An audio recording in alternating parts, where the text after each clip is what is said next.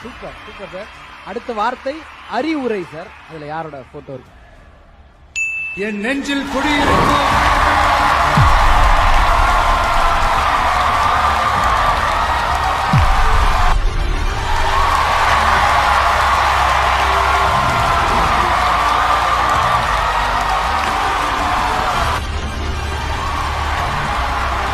அவரை பத்தி ஒரே ஒரு வார்த்தை சொல்றேன்.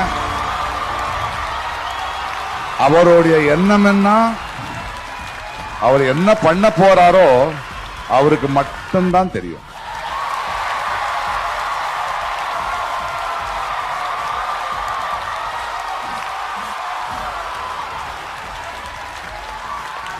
Super sir.